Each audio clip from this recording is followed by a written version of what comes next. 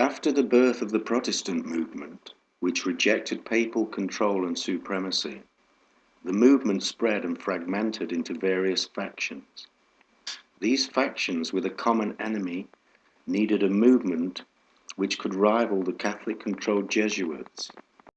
History taught them that the Order of Solomon's Temple, or Knights Templar, had posed such a threat to the Holy Roman Empire that an organization of similar stature would be necessary to oppose them once again. A secret society was created, an army of intellectuals and influential men, based on pharaonic symbolism and ancient esoteric wisdom. The organization was to be free from papal control and the influence of the Catholic Church. They became known as Freemasons. The Masonic movement began to organize itself in the middle to latter half of the 17th century, eventually leading to the first Grand Lodge London in 1717. England developed its own version of Protestant Christianity, breaking away from Rome in 1534 under Henry VIII, who could not get papal approval to divorce his wife, Catherine of Aragon, in order to marry Anne Boleyn.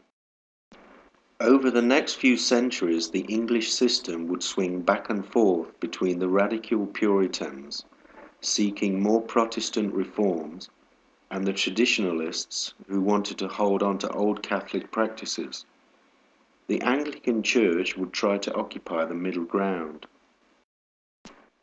The Act of Settlement was produced in 1701, forbidding any Roman Catholic from occupying the throne of England.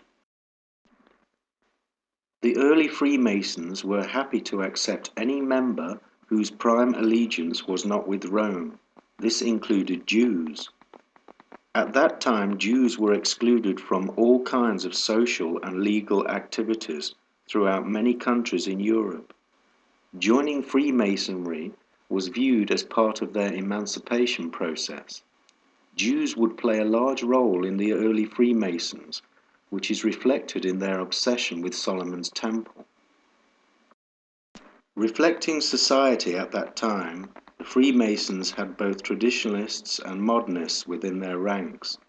This eventually led to a rift, causing a split in 1752, with the modernists forming their own lodges. The modernist Masons fled to North America and the colonies to be free from both the Roman Catholic Church and the English traditionalists. They had specific ideas when it came to the future direction of mankind. They wanted a future built on foundations laid in a free republic. The American Revolution ensued, a period of political upheaval between 1765 and 1783. A new republic was born, with a Declaration of Independence on the 4th of July 1776. Many of the founding fathers of America were modernist Freemasons, including Benjamin Franklin and George Washington.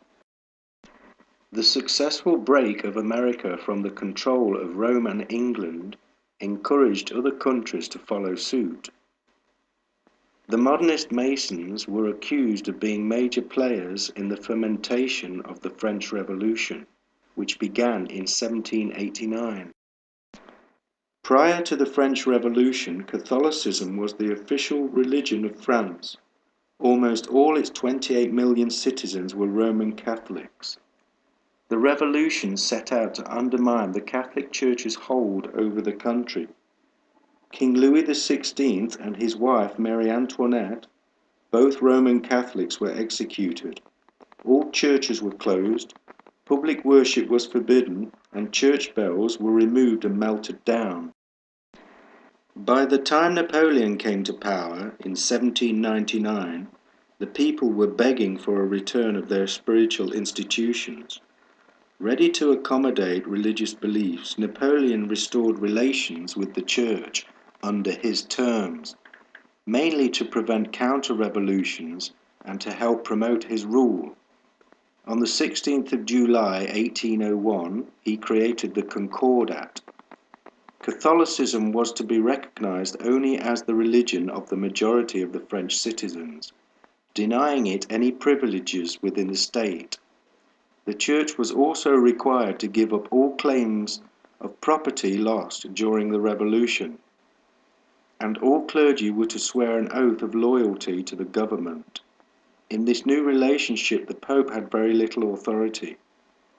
Eager to show who was boss, Napoleon insisted the Pope attend his crowning ceremony at Notre Dame Cathedral, which made him Emperor Napoleon I.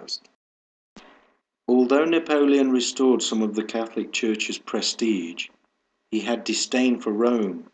The Concordat was introduced in all conquered territories, bringing the Catholic Church throughout Europe firmly under his heel. Napoleon's older brother, Joseph, became the Grand Master of the Grand Orient of France between 1804 and 1815, managing its growth and reputation in France. It has never been firmly established whether Napoleon himself was a Freemason, but many believe he was, or at least sympathetic to their cause.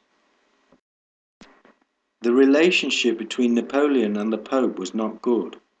It was a continuous conflict, with the breaking point culminating in 1808, when Napoleon occupied Rome. This immediately led to the Pope's decision to excommunicate him. In retaliation, Napoleon had the Pope arrested and eventually taken to France. By 1813, the rift between the modernist Masons and traditionalists had healed. They united under new common objectives. Napoleon was finally defeated in 1815 by the British at the Battle of Waterloo. The French Revolution was a watershed for Catholicism throughout the whole of Europe, giving the Masons just what they wanted. This could be one reason why Napoleon was not executed after Waterloo. The British and the Masons could not have done a better job on the Catholic Church if they had tried themselves. The Concordat remained in effect until 1905.